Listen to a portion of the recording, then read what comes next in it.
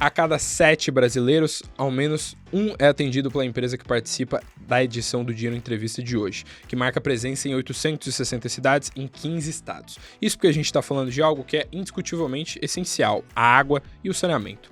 A AEGEA Saneamento é a maior empresa privada de saneamento do Brasil. Faturou 16 bilhões de reais no acumulado do ano de 2024 e é uma companhia aí com seus 15 anos de vida, que nasceu lá em meados de 2010 dentro do grupo Equipave, um grupo tradicional do setor de infraestrutura e engenharia. Há anos que a AEGEA é apontada, inclusive, como a possível próxima empresa a entrar na Bolsa de Valores. E, além disso, é a companhia que quase se tornou sócia da Sabesp num processo de privatização que a gente teve no ano de 2024 e sempre tem o seu nome citado quando a gente fala de privatização de alguma estatal de saneamento aqui do Brasil. Hoje eu estou com um executivo que comanda essa companhia desde 2020 e já está nela aí desde que ela nasceu, Radamés Casseb. Tudo bem, Radamés? Tudo bem? Tudo bem, Eduardo? Prazer estar com você e com seus ouvintes aqui falando de saneamento. Ótimo, obrigado. O prazer é todo meu de falar com você. Aliás, para a gente abrir o papo aqui, a gente de ir para os temas mais técnicos, de falar um pouco mais sobre a companhia, que eu ia perguntar até para você falar um pouco mais sobre o perfil da companhia, né, para o nosso público. Né? Hoje vocês estão em 15 estados, né? Então vocês têm uma presença relevante. Qual que é a maior cidade ou quais que são as maiores cidades que vocês atendem, só para o nosso público ter noção de onde vocês estão, né, de onde vocês prestam o serviço de vocês?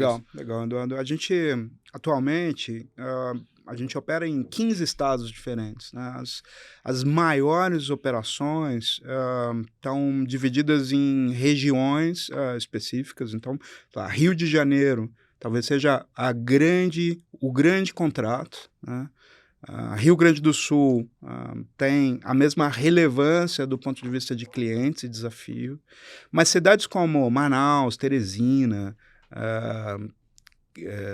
Campo Grande, no Mato Grosso do Sul, são capitais que estão dentro do bojo de cidades operadas, das mais de 860, que é o número que a gente vai integrar a operação após o início da operação do contrato do Pará. Então, Belém incluindo na gama das cidades relevantes no meio do conjunto. Né? E você que está há bastante tempo na companhia, né? Desde que ela nasceu e já está comandando aí ela há 5 anos, qual que foi a primeira capital, a primeira vez que vocês tiveram um contrato muito grande, assim? Qual que foi o grande salto, assim, do tipo, poxa, esse ano aqui foi divisor de águas, literalmente divisor de águas para... O fundamento da companhia nasceu em Campo Grande. Ou seja, a gente adquiriu um contrato de uma operadora espanhola, a Águas de Barcelona, que operava Campo Grande, era uma concessão privada.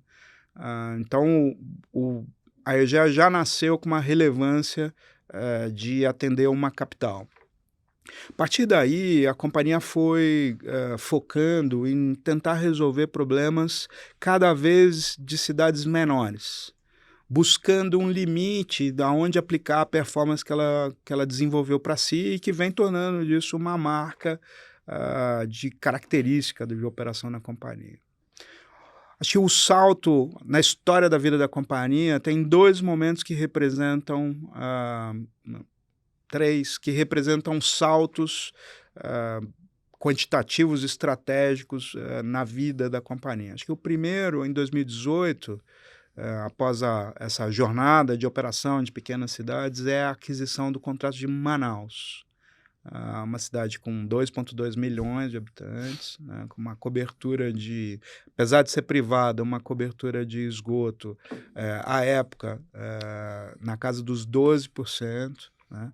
Hoje a gente está em quase 40% de cobertura de esgoto, fazendo investimento na região amazônica. Então, isso fez com que a companhia desse um salto de atuação numa capital com desafios relevantes do ponto de vista sanitário, que para a gente era importante chegar nesse momento. Em 21, a companhia adquire 2 contratos no Rio de Janeiro, nos leilões da SEDAI, nos 4 leilões, operando um atendimento de 10 milhões de pessoas no Rio de Janeiro, nos 2 contratos. São quantas cidades que vocês têm lá? 27 cidades. E 2023 a gente começa a operação da primeira privatização de saneamento no Brasil, que é a Cosan, no Rio Grande do Sul, operando 317 municípios, 317 cidades, com 6 milhões de pessoas atendidas. Então, esses marcadores foram para a gente transformacionais, né, na história da companhia. E o que eu lhe perguntar, até pro público entender, né, até por curiosidade, né, vocês, por exemplo, Manaus, né, uma pessoa que tá... Se alguém de Manaus estiver assistindo a gente e a pessoa que, né, de um dia pro outro viu a fatura lá da conta de água ter o logotipo de vocês lá da EGE, quando tem esse switch, assim, essa troca, como é que funciona? Vocês vencem e aí vocês pegam o que já tem de estrutura? Só por curiosidade para quem está assistindo a gente entender o background, digamos assim, entender o que tem por trás ali da operação. Como é que funciona essa transição quando vocês entram para operar principalmente numa cidade que já é muito grande e tudo mais? Edu, boa pergunta, porque permite explicar para o cliente, né, toda a gama de infraestrutura montada a partir de quando um edital ou uma concessão é iniciada. Então, vou pegar aqui exemplos em casos diferentes. Então, no Rio de Janeiro, para atender as 10 milhões de pessoas, a companhia teve que erguer do contrato social, a formação de time, a construção de escritório, a contratação de veículos, máquinas e equipamentos para poder assumir em 3 meses o atendimento das 10 milhões de pessoas no Rio de Janeiro. Caraca, uma corrida contra o tempo, né? Uma corrida contra o tempo. Então, nesse momento, foram mobilizadas uma equipe de em torno de 5 mil funcionários. Hoje a gente opera lá com 9 mil funcionários para poder fazer o início das operações, né, e a transição com a companhia pública. Toda a parte de billing, toda a parte de controle estatístico, toda a parte de suporte para poder garantir que os processos químicos de tratamento, que a identificação e o reparo de perdas, que o processo de limpeza e manutenção das infras existentes garantam a qualidade da água que chega na casa das pessoas e a qualidade do tratamento do esgoto para reduzir e eliminar em determinado momento, quando a gente universalizar os serviços, a descarga orgânica nos mananciais daquela região, preservando assim o meio ambiente intrinsecamente. Às vezes, Edu, o processo acontece com a compra, um M&A, uma compra de uma companhia privada, como foi Manaus. Então, o processo de assunção, ele é percebido pelo cliente quando a companhia muda a sua maneira e o foco na prestação de serviços, né? A mesma coisa acontece com a privatização da Corsan, ou seja, era uma companhia pública, a gente assume a companhia pública com todo o seu histórico, com todo o seu arcabouço de time, de cultura, né, e passa a contribuir com esse time, com as experiências aprendidas e com a tecnologia que a companhia pode aportar, sempre estando disponível para poder receber a influência de tecnologia criada no local. Cada lugar tem o seu bioma, tem o seu cliente, tem o tipo cultural, tem a sua idiosincrasia de serviço a ser atendido. Então, tudo isso alimenta uma competência que a gente alimenta dentro de casa, que é nos chamar de mestres em brasicidades, porque a gente acaba se preparando para cuidar do cliente, independente da região onde ele mora, respeitando os seus valores, respeitando essa particularidade individual. E o que você falou de Rio Grande do Sul, né, de Corsan, acho que assim, sempre que tem privatização, qualquer tópico, qualquer debate, acho que em todos os setores sempre tem, principalmente quando é serviço assim, né? Aqui em São Paulo a gente tem metrô, por exemplo, que sempre que tem alguma linha, algo ser privatizado, sempre tem aquela discussão de, poxa, quem que vai assumir, como é que fica, porque é um serviço que no fim do dia afeta toda a população. Como que foi para vocês ter assumido o Rio Grande do Sul, ainda mais que é um estado que historicamente não, né, mas assim, nesse passado mais recente, nos últimos anos e décadas, tem um cenário de dificuldades fiscais e tudo mais. Como que foi isso? Se foi difícil? Se foi difícil assumir a operação lá? Se vocês sentem que conseguiram melhorar o serviço, entregar? Se vocês têm uns indicadores, se eu não me engano, na NPS, né, que é uma de satisfação de cliente. Como é que é o saldo de estar com o Rio Grande do Sul? Quando a gente monta o planejamento de assunção, início de operação, você normalmente monta um olhar são contratos de 30 anos, você monta um olhar para além dos 30 anos. Porque você está cuidando de resgate de um bioma ambiental, você está vendo a reserva de água, você está vendo o crescimento populacional, o dimensionamento da infra, desde o diâmetro do tubo, a capacidade das estações elevatórias ou das estações de tratamento, que vão atender a uma demanda com um custo de capital adequado ao longo do tempo, pensando em devolver para o governo, devolver para o Estado após o período de concessão. Então, esse raciocínio intrínseco está pensando numa jornada que é ultramaratona. Então, quando você inicia ainda nas fases de audiência pública e acompanha um processo de concessão plena, privatização, como foi Cosan, você vê que o debate social é super relevante. Então, a coragem dos gestores públicos para promover a discussão que cria um ambiente onde programas como a privatização da Cosan saíram, são frutos de um debate maduro pelo governo. Fizeram com que quase 2 anos antes do processo de privatização isso viesse à tona, em discussões acaloradas. Esse movimento se replica em cada cidade. Seja um projeto pequeno, seja um projeto enorme, tenha ele visibilidade nacional ou não, há discussão sobre quem cuida desse serviço tão importante, quem é que vai ficar responsável pela garantia da universalização do serviço, que é o nosso dilema maior. Ele é pauta corrente, fica constante e a partir de quando entra o privado, ela não sai mais da pauta. Acho que quando a pandemia chegou, ela botou saúde num novo patamar nas nossas discussões de corredor, de mesas estratégicas, de olhar sistêmicos para o futuro. Então, quando a gente entra no Rio Grande do Sul, 2 anos de discussão pública acalorada, gestores públicos olhando para um perfil de eficiência do Estado. Você imagina...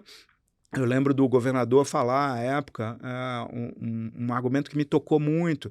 Eu estou substituindo uma quantidade enorme de contratos operados pela iniciativa pública por um contrato de concessão. Eu estou recebendo uma outorga de 4 bilhões de reais e desonerando o Estado dos 16 bilhões de investimento em ampliação, e a partir de agora um time dedicado a buscar qualidade na prestação de serviço para o povo gaúcho. Quando a gente começa a operação, do nosso ponto de vista, a dinâmica de relacionamento muda pouco nesse caso. Era uma companhia operada por gaúchos, com cultura gaúcha, que atende os gaúchos. Então, a companhia...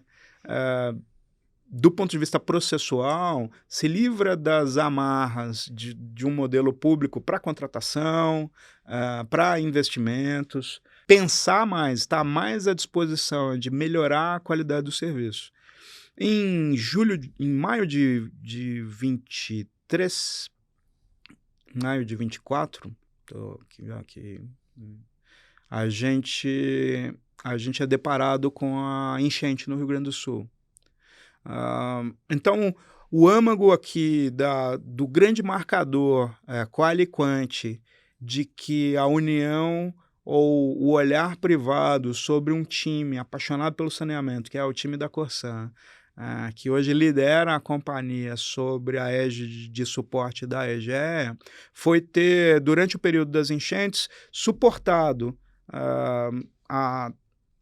a recomposição da infraestrutura em até 20 dias depois que a enchente acabou. Então, nós estamos falando na nossa área atendida, quase 3 milhões de pessoas afetadas diretamente com falta de água, cidades que foram submersas por completo, que tiveram a sua água restabelecidas em até 20 dias depois da enchente, das chuvas pararem.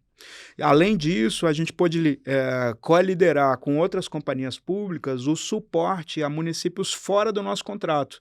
Então, com o apoio da Copasa, com o apoio da Sabesp, a gente conduziu uma grande força-tarefa para atender municípios que não tinham capacidade, não eram atendidos pela Corsan, não tinham capacidade de poder fazer o atendimento, de recuperar a infraestrutura para o tratamento, de reconstruir tubos.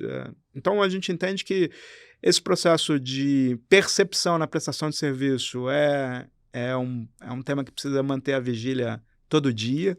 A conquista da atenção do cliente, da admiração do cliente, é uma busca incessante nessa jornada de 30 anos, mas que o evento de juntos atravessarmos a enchente fez da gente uma companhia mais do que água e esgoto, uma companhia gaúcha que cuida de verdade do ecossistema.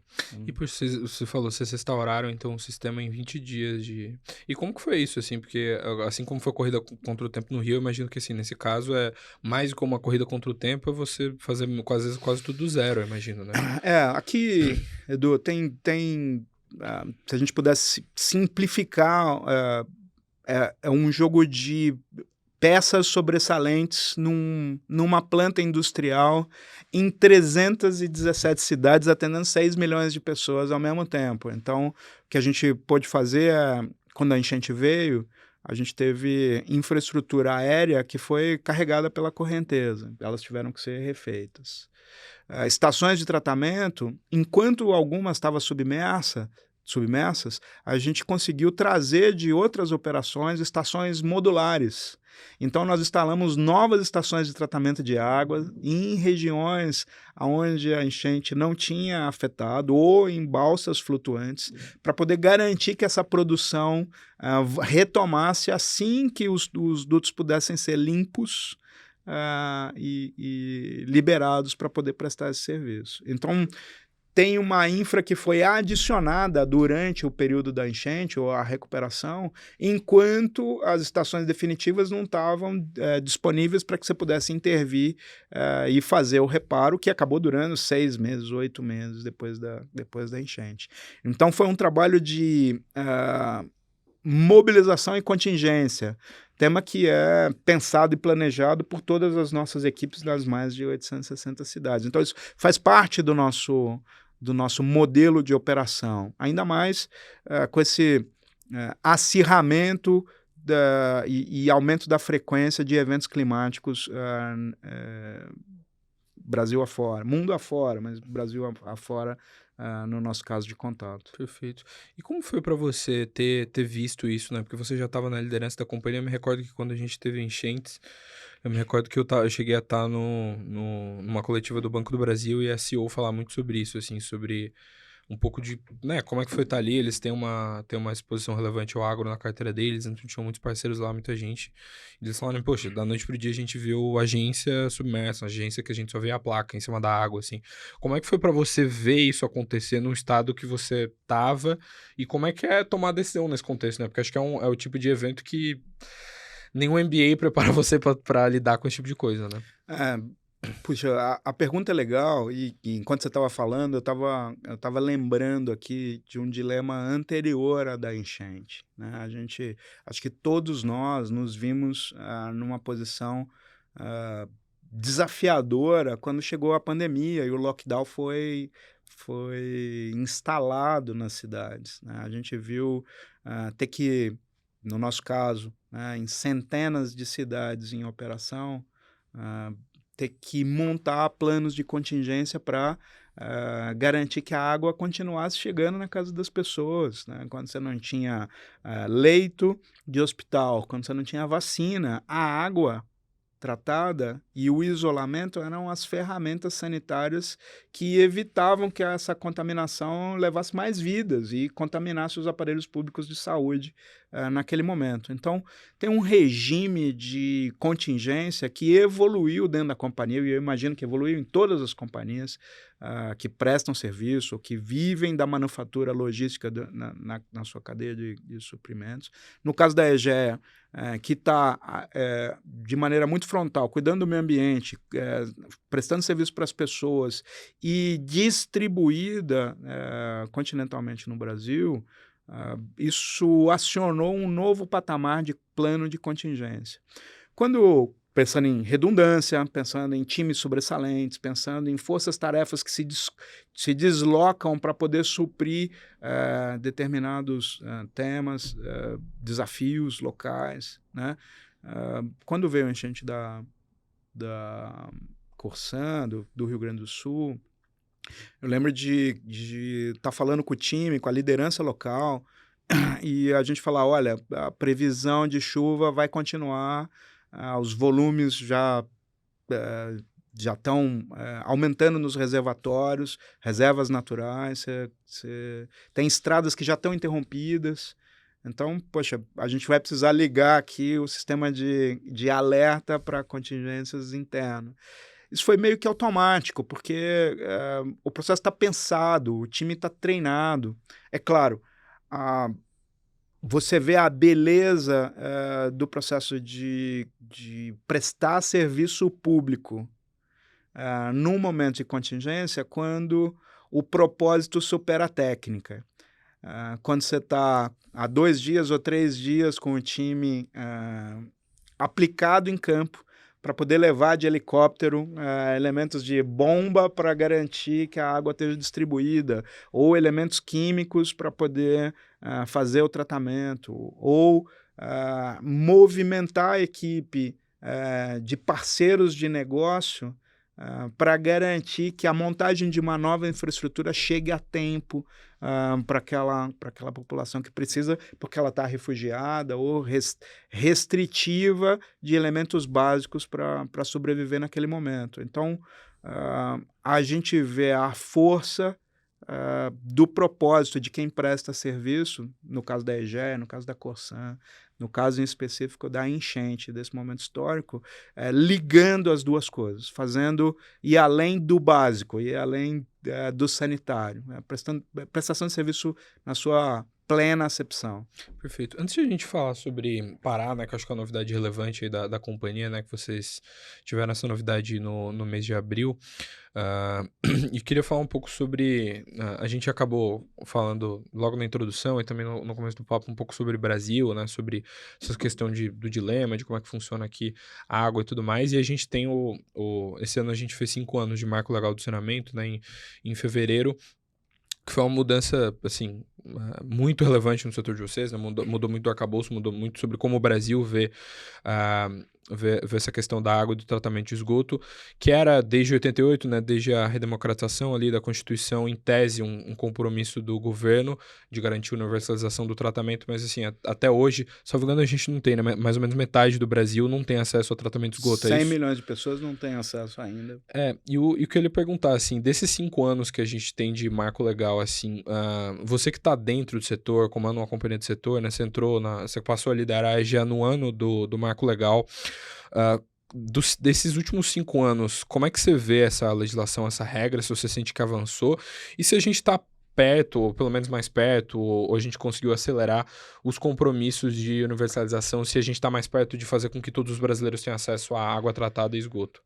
Edu, eu acho que a gente tem aqui uma excelente notícia para o Brasil. Acho que ali na discussão do marco legal em 21, né, num período pandêmico efetivo, como eu falava, a saúde virou um tema importante, né, um olhar estrutural sobre o Brasil, Congresso, Senado, né, as casas legislativas olhando para o futuro e falando, olha, a gente quer um Brasil saneado. Em 33 a gente quer um Brasil saneado. A abertura em novos instrumentos, né, de papéis que possam captar dinheiro do mundo inteiro e atrair para o Brasil para financiar essa jornada, tiveram seus marcadores gerados ali no marco legal. Assim como a criação ou a designação para a ANA de referência das normas legais. ANA, só para um parênteses, é A Agência Nacional de É o Águas, regulador né? de vocês, né? Na verdade, ela é o regulador de referência, né? Como a titularidade dos serviços é sempre do município, cabe ao prefeito designar se ele entrega esse serviço para uma companhia estadual, no passado, né? E se os dois novos gestores públicos, delegam para uma companhia total ou parcialmente, uma concessão plena ou uma parceria público-privada para suprir o seu, ou se executa diretamente, né? Que é o caso de algumas cidades no Brasil. De lá para cá, nesse processo, já existia uma iniciativa tendo como grande curador o BNDES de modelagens regionais em diversas regiões do Brasil. Então, quando o marco foi aprovado, o BNDES assumiu um papel de protagonista no que a gente chama de fábrica de projetos, impulsionando e servindo como atração desse capital global que olhava o Brasil como uma oportunidade de investimento. Então, saíram a partir daí os grandes processos de licitação, todos na B3, iluminando um novo regime de transparência nas licitações públicas, né? Permitindo com que essa competição fosse elevada em patamares que a gente não viu durante a história nesse setor. Isso fez com que o avanço do mercado, que à época estava em torno de 8%, hoje esteja em torno de 45% já delegado a companhias privadas, né? Desse total de mercado, a companhia hoje tem 33%. Estou aqui incorporando a Sabesp como privatizado, mesmo sendo cogerida pelo Estado de São Paulo, né? Ela, junto com a vencedora do certame, ela é parte do bloco de controle da companhia. Então, mas muito mais aqui atento ao endereçamento da universalização e do endereçamento do investimento para garantir que essa prestação de serviço chegue na casa das pessoas. Então, eu diria aqui, Edu, resumindo, que o processo vem dando passos consistentes, ano após ano, no avanço, no endereçamento sistemático, na construção das normas de referência, no avanço e no debate de forma pública dessas conquistas que é da sociedade, que é dos brasileiros, né? Perfeito. E o que eu ia perguntar no marco, acho que são firmadas algumas metas, salvo engano, para... não lembro se são para anos distintos, mas salvo engano tem várias que são para 2033, não é isso? A grande bandeira, Edu, é universalizar em 2033. Né? E a gente está perto disso, na sua visão? O que a gente caminhou nesses 5 anos faz com que a gente... Você acha que a gente está no sentido de conseguir bater essa meta? Sim, todos os contratos, né? Então, os arranjos feitos, né, por intermédio da estruturação de programas de investimento, onde as concessões, as parcerias público-privadas, as subconcessões e as privatizações deram andamento, elas já têm a sua forma garantida o atendimento da universalização. Existem municípios ainda no Brasil, eu diria que metade, que corre quanto tempo na busca pela eficiência para garantir investimentos, mesmo sendo públicos, para chegar em 2033 com universalização. Então, você vê estados como Santa Catarina, como Goiás, como Rondônia, estudando qual é a solução adequada para complementar a abordagem do público. Essa discussão é tida, como a gente falava anteriormente aqui, pela sociedade, do seu estado, debatendo o que ela quer para si e cobrando o enforcement da lei nessa aplicação para a universalização. Então, vem um processo iluminado de discussão transparente, social, para esse avanço regional aonde a decisão não foi tomada ainda, de privatizar. A gente acredita que a complementariedade entre público e privado E não só uma solução privada ou não só uma solução pública é o que vai dar destinação. Então, eu diria que a gente está bem encaminhado.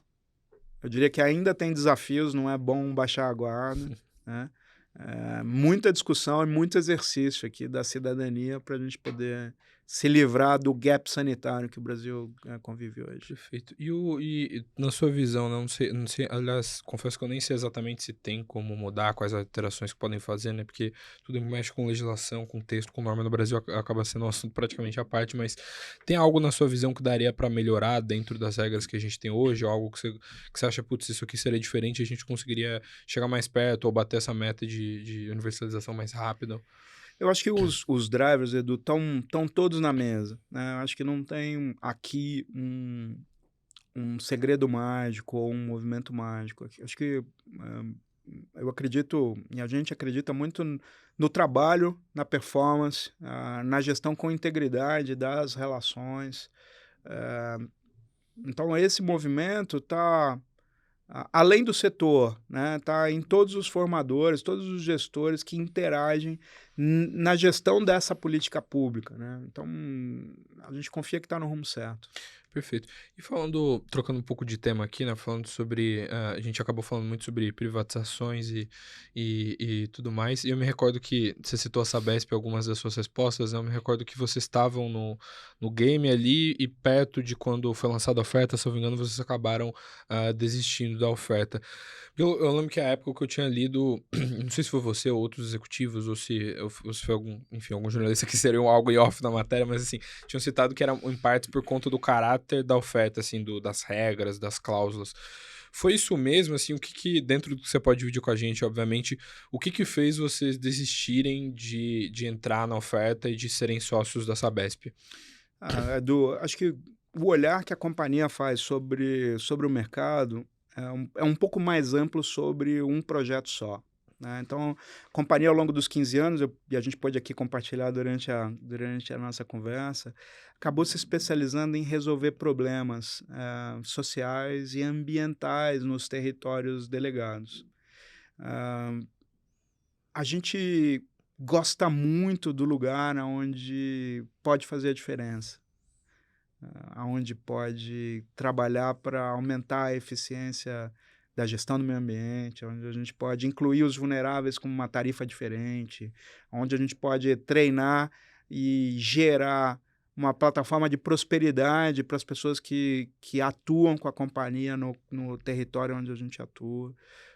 E tem por disciplina estudar todos os projetos, porque a gente acredita que na hora que você estuda todos os projetos, você consegue se projetar na cabeça do formulador do edital, você consegue do planejador que pensou a jornada histórica de atendimento daquele lugar, de descobrir a intenção de evolução nos indicadores de prestação de serviço, que a formulação está dentro desse olhar. A partir daí, tem um dilema sobre alocação de capital, né? Acho que isso é clássico em toda a companhia de infraestrutura, poder olhar num dilema de investimentos de longuíssimo prazo, como é que está o teu retorno, onde estão os riscos. Quando você olhava para a Sabesp, né, uma companhia ultra madura do ponto de vista de governança, né, já tinha ações abertas na Bolsa de Valores aqui, nos Estados Unidos, 50% de free float, negociado, investidores de referência, né? Gestores históricos que são referência no setor e em outros setores até hoje, dos quais eu destaco aqui o Gessner de Oliveira, né? Grande referência no setor. Poxa, o passo efetivo para a companhia poder contribuir versus o crescimento do mercado e o que a gente poderia contribuir em outros projetos, a alocação de risco do capital efetivo fez com que a decisão fosse, vamos continuar na jornada. A companhia, a decisão do governo de São Paulo sobre achar um parceiro estratégico para conduzir a companhia está adequada. Acho que vem por aí em São Paulo uma ampliação da oferta de novos blocos de água e esgoto. O governo do Estado de São Paulo vem formulando essa ampliação para garantir a universalização além dos contratos da Sabesp. E nos mantemos atentos a projetos como o Piauí, como o Pará, a Pernambuco agora, né, que deve vir a mercado no próximo semestre. Então, é um olhar mais sobre alocação de risco e jornada de contribuição. Perfeito. Então, em outras palavras, daria para dizer que vocês avaliaram o que a gente tem em São Paulo e viram que não valia a pena alocar o capital porque vocês não conseguiriam realizar a transformação que vocês esperam aqui, basicamente isso. Em lugares onde a gente pode fazer mais diferença, como o Pará, como o Piauí, né, esperam pela gente, né? Talvez avançar sobre São Paulo nos privaria desse espaço de continuar fazendo a diferença nesses lugares. E como que você viu a dinâmica que a gente teve de Sabesp também, além disso, de como que foi? Porque a privatização ou concessão, tudo isso sempre acaba tendo cada caso um caso, né? Uma tem golden share, a outra tem as regras, tem as cláusulas, e também a questão de preço e tudo mais. Você de fora, né? Como vocês decidiram ficar de fora, como é que você avaliou o certame que a gente teve e a situação toda? Acho que aqui, Edu, como eu estava falando anteriormente, todo esse processo de discussão pública, lembra que eu estava falando da privatização no Rio Grande do Sul, né? Exige muita coragem, muita liderança dos gestores locais para fazer essa transformação. Ela nunca é simples. A gente que acompanhou inúmeras, né, discussões antes do processo, discussões durante a licitação, discussões após a entrada nos projetos, vê que tem gestores públicos que vão deixar legado para a história, né? Que Rio Grande do Sul fez, o que São Paulo fez, o que o Pará fez agora, né? Vão deixar legado, o que o Mato Grosso do Sul fez, né? Vão deixar legado para a história.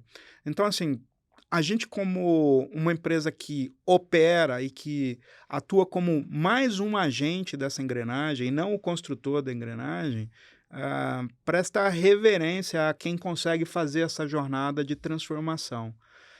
E a gente entende que na política é a gestão do que é possível, não do que é desejável, mas o consenso entre a minha opinião e a sua opinião é que permite o que seja possível na jornada. Então, a gente acredita que o sucesso de chegar ao final é mais importante para a jornada de universalização do que o modelo em si.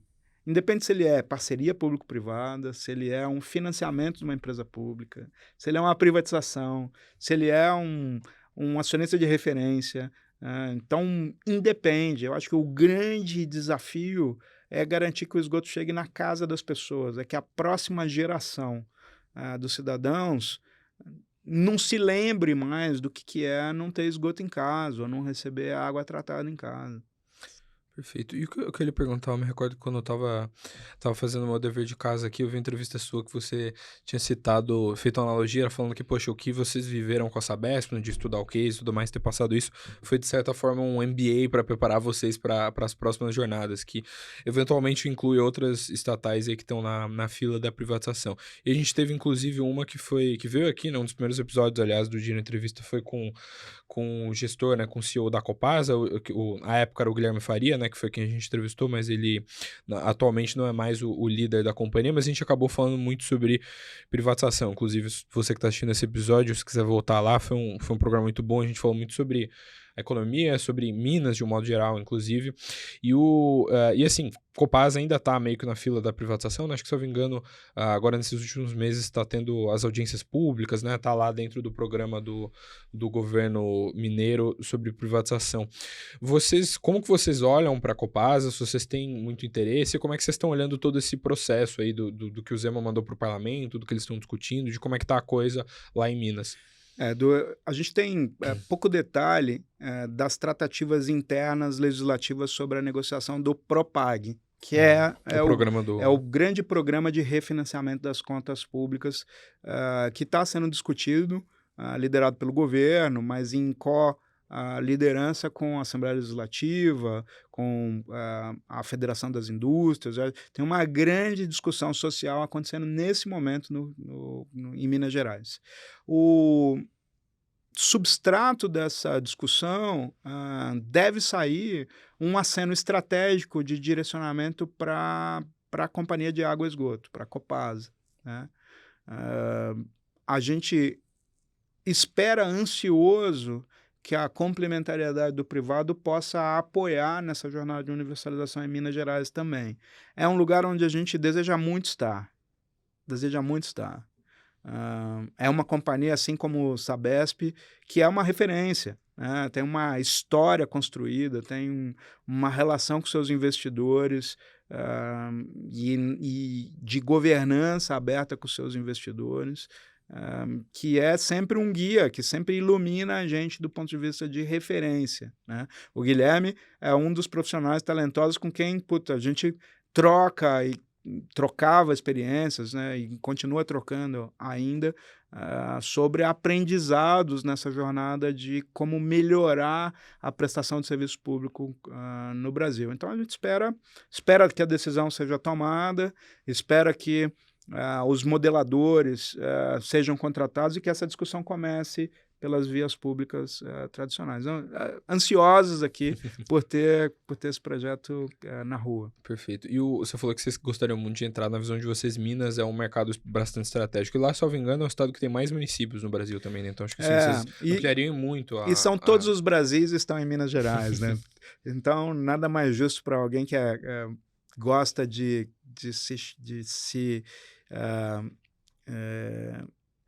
se orgulhar de cuidar das brasicidades, desse cuidado na prestação, do que está em Minas Gerais, onde todos os Brasis se encontram, né? E como você falou dessas trocas e de estar lá, assim, eu me recordo que o Guilherme, quando ele estava aqui, a gente conversou sobre esse tema do caráter, do serviço público, do teor, da coisa, de como funciona. E eles já são uma companhia listada em bolsa, né?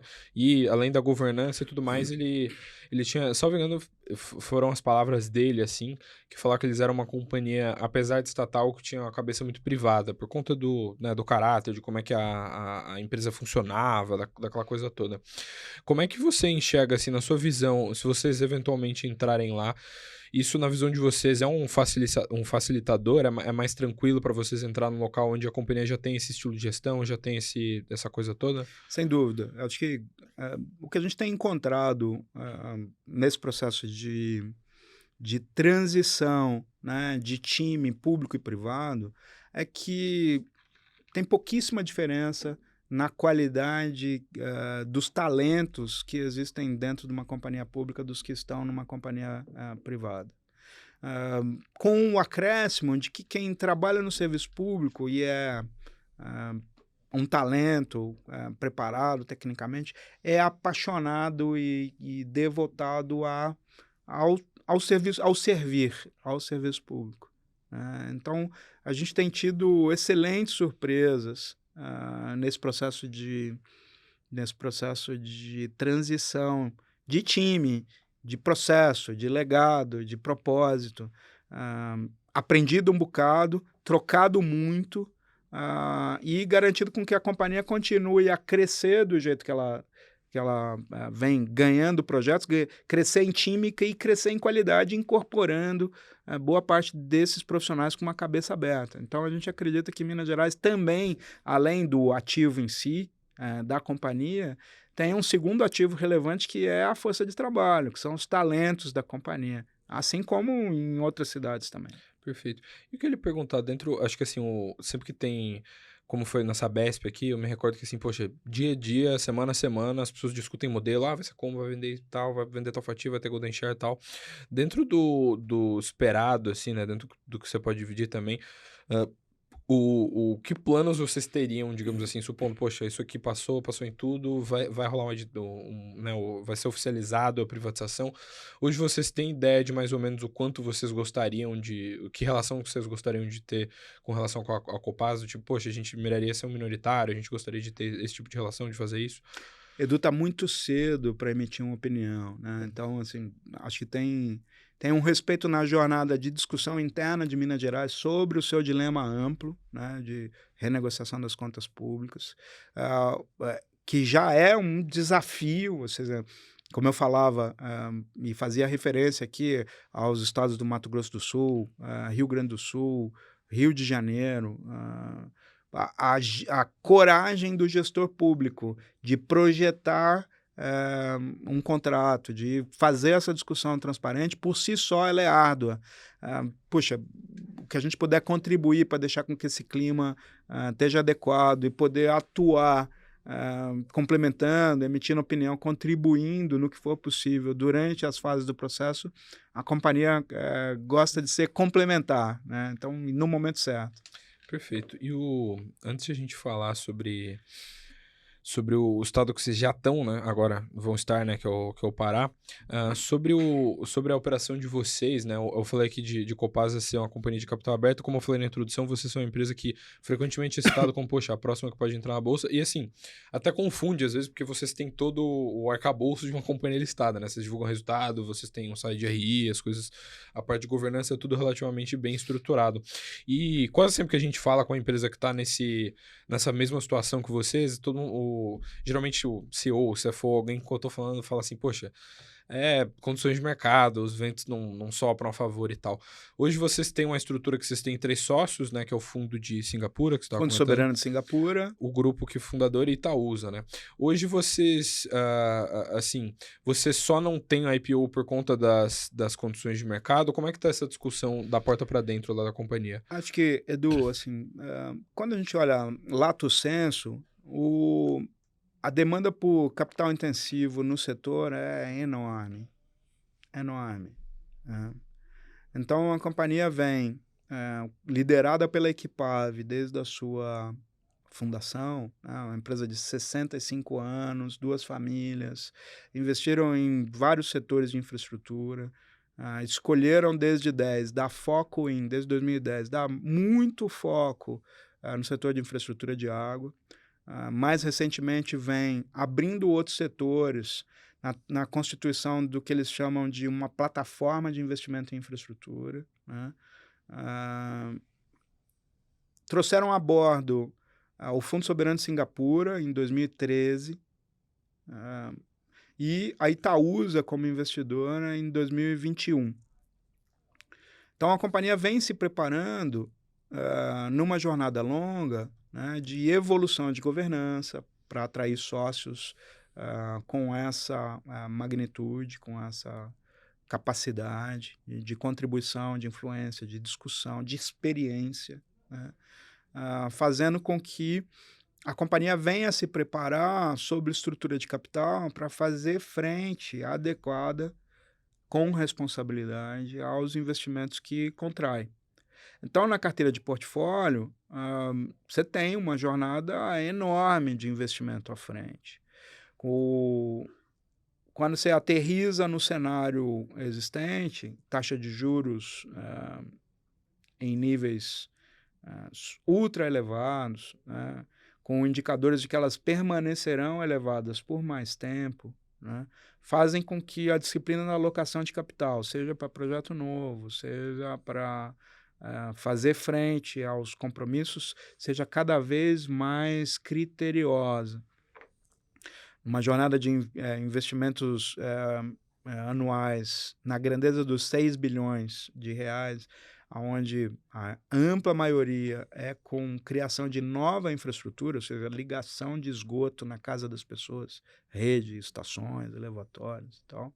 A gente vem garantindo com que essa estrutura de capital supra o equilíbrio adequado em garantir o retorno ao ecossistema que confiou na gente, no sentido de financiadores de bonds, papéis e dívidas, em mercado de capitais de maneira diversa, né, dívidas, financiadores e tal.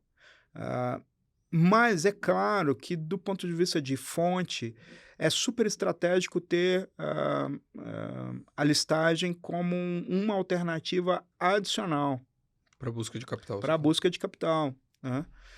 Isso está sempre atrelado na tese de raciocínio sobre qual é o valor, qual é o uso efetivo para criar valor transformacional. Até então, os sócios da companhia e outros parceiros de capital têm suprido as necessidades para crescimento em novos projetos. Em algum momento, assim como nas contingências ambientais e no planejamento de 30 anos ou de 50 anos, abrir o capital também é um desses dispositivos a ser acionado. Então, a companhia vem se preparando do ponto de vista de comunicação com o mercado, vem fazendo benchmark, vem aprendendo com a experiência dos seus sócios, né? Se preparando para a hora adequada, né? Eu acho que é muito... A condição de mercado é sempre um fator relevante, mas eu diria aqui que tem um momento ainda transformacional por chegar, né? Então vocês não têm pressa ainda? Não tem pressa, né? Muita disciplina, muita cautela, né? Muito cuidado com os compromissos que a companhia assumiu na gestão dos seus ativos. Perfeito. E só para a gente tocar nesse ponto, né? Você falou bastante você acabou citando Itaúsa, né? E eu acho que assim, é uma companhia que tem um ESG com uma bandeira muito forte. Você falou bastante de compromisso ambiental. De uma maneira resumida, assim, como que é ter essa relação nessa parte do ESG e tudo mais? E hoje, se tem alguma iniciativa nesse sentido, ou algo que vocês fizeram, algum projeto, alguma meta que vocês bateram, algo nesse sentido que teve apoio deles, ou que tiveram alguma relação, ou qualquer coisa nesse sentido que você gostaria de dividir com a gente? A entrada da Itaúsa é muito recente do ponto de vista de jornada de impacto de ISG lato sensu, né? Imaginando que a companhia tem 15 anos, já foi investida pelo AFC, pelo Baço Financeiro do Banco Mundial, que o GIC está aí há 15 anos. Então, os guidelines de governança estão maduros. E do ponto de vista ambiental, a companhia é ESG raiz, né? Então está na nossa natureza de origem preservar o meio ambiente, cuidar do meio ambiente, incluir pessoas, né? Metas, compromissos antigos, eram metas e viraram compromissos.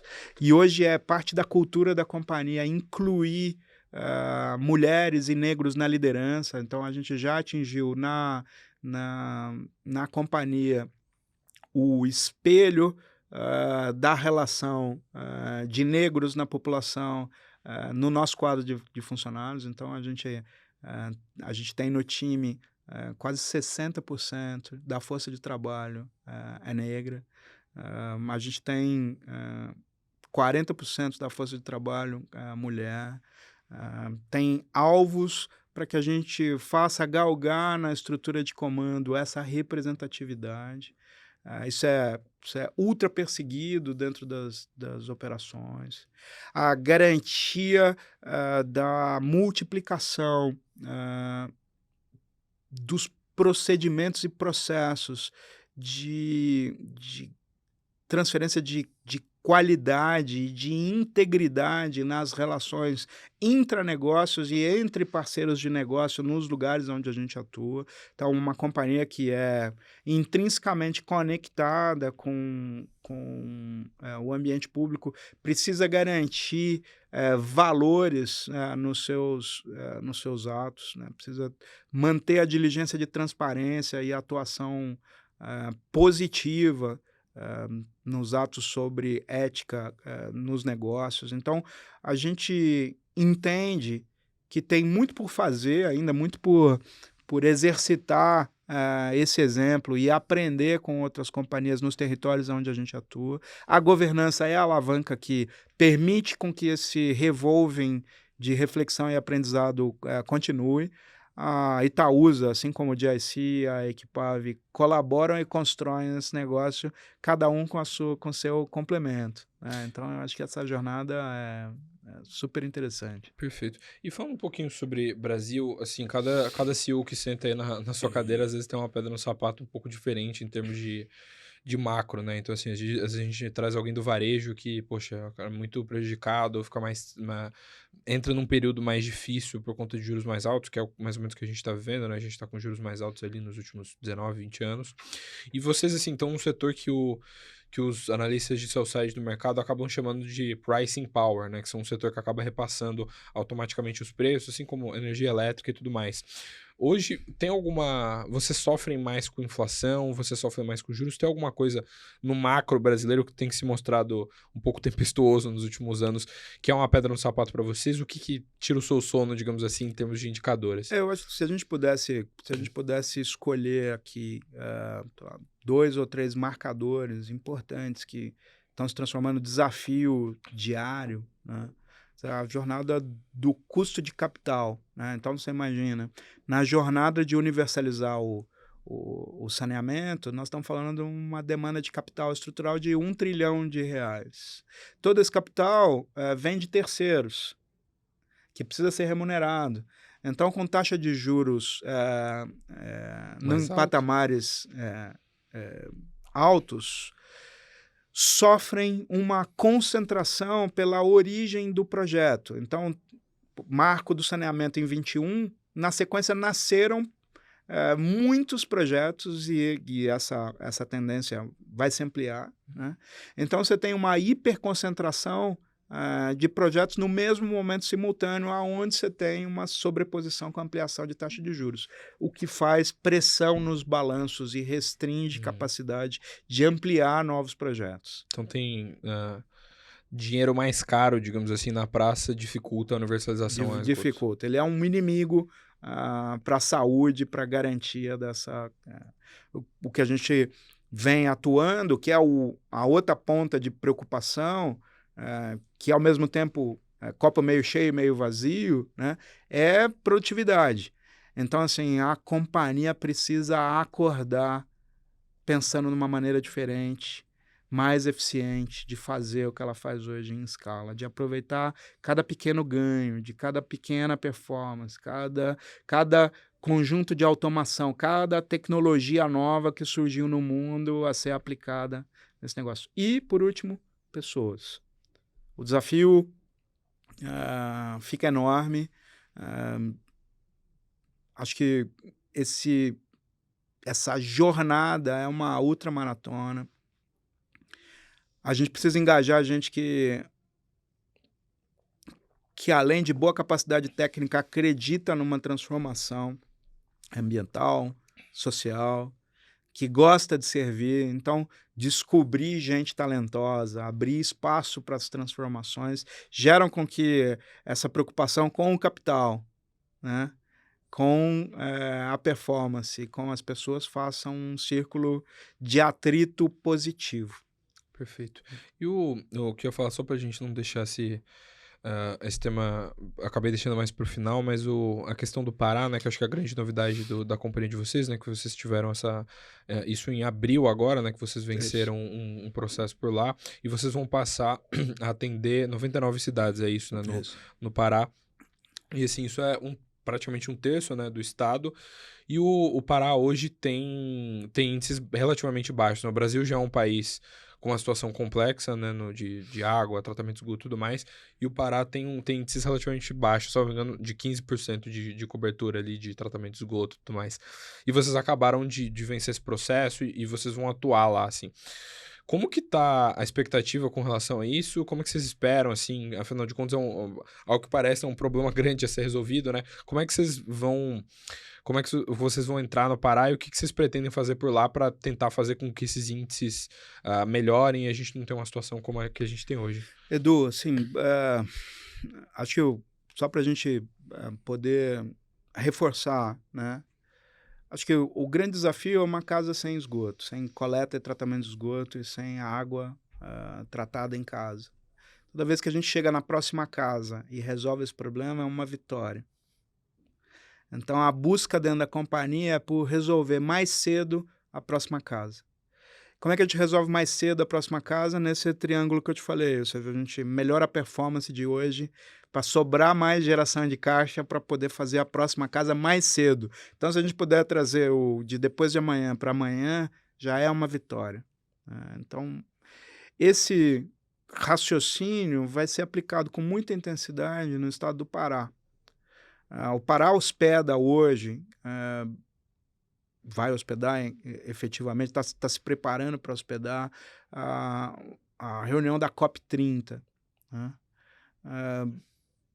Provavelmente a gente vai estar à luz de poder compartilhar a jornada, o projeto do governador, do governo do estado, né, de universalizar o estado do Pará, de garantir um investimento por intermédio de uma companhia privada como a EGEA, e de ter todos os aprendizados da companhia à disposição de resolver os dilemas amazônicos nas 99 cidades do estado. Então, a gente imagina assinar o contrato entre o final de junho e o começo de julho.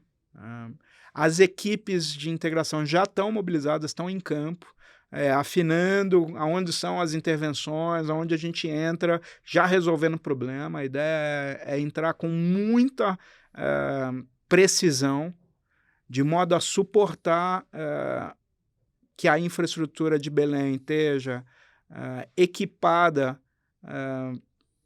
melhor equipada para o processo da COP30, é poder contribuir para falar com os gestores públicos, com os prefeitos, com a sociedade civil organizada, para detalhar, apresentar o programa de criação de emprego, de investimento, de transformação, de manutenção cultural do Estado. É um outro viés que a gente gosta muito, fortalecer os legados locais, e fazer a diferença. Então, nós estamos lá com um time, a brincadeira é um monte de jogador reserva, uniformizado no banco, esperando o técnico falar, poxa, vamos entrar em campo para o jogo começar. Então, essa é a vibe do momento. Perfeito. E vocês têm um investimento previsto grande para lá, né? Acho que até 2030 são 5 ou 6 bi, não é? Isso. E assim, é um projeto que demanda, como você falou, né? Bastante capital. E aí eu ia lhe perguntar duas coisas. Primeiro, de forma resumida, assim, se lá, quais que são exatamente os desafios? Isso é realmente para construir, para levantar as coisas, para fazer do zero, como você já tinha citado. E também, o que eu ia lhe perguntar é sobre como que isso fica dentro da dinâmica de capital da companhia, porque eu me recordo que já falei com muita gente e já cobri muito companhia do setor elétrico, e sempre que tem aquelas discussões de leilão, fica aquela coisa, poxa, como é que é isso aqui versus o endividamento, a alavancagem, saúde financeira da companhia? Se esses leilões, tanto esse do Pará quanto outros que vão vir no futuro, como é que isso está dentro da dinâmica da companhia? Se isso, vocês conseguem manter a saúde financeira da companhia mesmo participando, mesmo desembolsando tanto o outorga quanto o CAPEX previsto? Acho que o olhar aqui, Edu, assim, a gente teve a oportunidade de falar nos diálogos anteriores sobre a disciplina no processo de estudo e alocação de capital para um novo projeto, né? Tendo sempre disponível com que seus sócios ou o ecossistema financeiro que suporta a gente possa amparar ou preparar a companhia para uma nova jornada. Onde isso fez mais sentido, onde isso causou um crescimento transformacional, foi no Rio de Janeiro, no pagamento de 15 bilhões de reais pelas duas concessões do Rio de Janeiro, onde os nossos sócios, junto com a companhia, os 3 sócios se organizaram para poder suportar esse processo de capitalização, acertando a estrutura de capital para esse evento. E, no caso do Rio Grande do Sul, uma companhia menor, a companhia se organizou com outros parceiros de capital, nesse caso não eram GIC, Itaúsa e Equipave, eram Perfin e Kinea, numa estrutura de capital para poder suprir a privatização da Corsan. Então, no caso do Pará, no caso do Piauí, no caso da jornada de competição, vou chamar aqui de ordinária, né, usos e costumes normais, a companhia toma a decisão olhando, como eu falava, num planejamento de décadas. É claro, sempre tem a hiperconcentração do nascimento de todos os projetos estarem convergentes, o que faz uma pressão na alavancagem. Então, cada decisão dessa de participação, de oferta, respeita um critério muito particular aí de compromisso com o ecossistema. Então, responsabilidade financeira é um dos nossos marcadores. Para responder efetivamente, sim, isso está dentro do previsto, está dentro da jornada de desalavancagem da companhia. ah, Considera marcadores de estresse financeiro com essa taxa de juros ainda muito alta, né? E sempre tem as alternativas de outras fontes de capital para fazer o ajuste caso a gente tenha projetos transformacionais. Perfeito. E só para a gente ir fechando esse tema do Pará, né, tem essa questão do, perdão, com, com essa presença, vocês vão atender praticamente ali um a cada 3 paraenses, né? Então, assim, vocês vão estar em Belém, vão estar em vários lugares. Olhando para o futuro do Estado, eu sei que está muito no começo, né? Vocês acabaram de vencer o processo, tem questão de poucos meses, mas assim, tem alguma meta no sentido, ou algo que você gostaria de falar, do tipo, poxa, é isso que a gente espera por Pará, ou a gente espera estar mais próximo, ou próximo da universalização em X anos? Acho que assim, Edu, os marcos contratuais, que são marcadores de suficiência econômica no projeto, normalmente são para a gente guias onde a gente busca antecipar, né? E isso vai muito da sensibilidade de entender aonde isso faz mais diferença. Normalmente a gente gosta de começar e dar atendimento aos mais vulneráveis, às áreas não atendidas, às comunidades, gerando emprego, gerando investimento, levando água, levando esgoto, coletando e tratando esgoto, né? É por aí que a gente vai começar, pelos vulneráveis. Então a gente espera até a COP ter algumas surpresas de infraestrutura disponível para as populações vulneráveis da região metropolitana. Perfeito. E para a gente ir se encaminhando aqui para o final, a gente tem um momento aqui que é um bate-bola mais rápido, são perguntas mais rápidas sobre carreira, sobre gestão, sobre o propósito, para você responder de uma forma mais sintética. E o que eu ia lhe perguntar, o que a gente sempre gosta de perguntar aqui, você tem algum líder em específico de referência aí? Pode citar tanto algum executivo que você acompanha, quanto algum bom chefe que você já tenha, ou os dois, né? Poxa, a gente acaba, Edu, sendo iluminado por um monte de caras, assim, gestores públicos, né? E procura na história procurar referências de decisões em momentos onde você tem atritos, conflitos que não são só políticos, são éticos ou são raciais e tal. Então, acho que o Obama é sempre um cara que você olha e fala, puta, tem aqui um momento legal de comportamento, de inspiração, né? Perfeito. E em termos de obra, tem algum livro, seja técnico, seja de literatura, ou algo que marcou a sua carreira ou lhe influenciou muito? Puxa vida, eu sou um leitor voraz. Quando a gente fala de livro técnico, puxa, meu background é tecnologia, né? Acho que não vem aqui nada especial. Perfeito. E o que duas últimas perguntas antes de a gente fechar, né? Como, de maneira resumida, onde que você enxerga a EGEA daqui 5, 10 anos? A EGEA daqui a 10 anos, vai estar consagrando a universalização antecipada de alguns contratos, né? Vai estar como referência na prestação de serviço público no Brasil, né? Fazendo diferença para uma cadeia de parceiros de negócio e parceiros de capital enorme, né?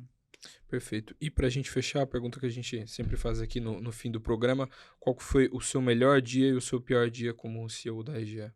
Meu pior dia e o meu melhor dia. A EGEA só teve bons dias, viu, Edu? Eu acho que outro dia a reflexão sobre um dia ruim é um dia sem aprender. eu não consigo lembrar de um dia na EGEA sem ter aprendido alguma coisa. E um bom dia é um dia onde você vê esse conceito, onde a empresa vira uma ideia, né? Então a EGEA hoje é muito mais do que uma empresa. A EGEA é uma ideia que permeia pelos parceiros, pelo ecossistema onde a gente influencia. É uma maneira de fazer as coisas, buscando ampliar a plataforma de prosperidade e de ajudar as vidas por onde passa. Então, essa é a nossa verdade. Perfeito. Radamés, muito obrigado pelo seu tempo, viu, por falar com a gente. Eu que agradeço, Edu.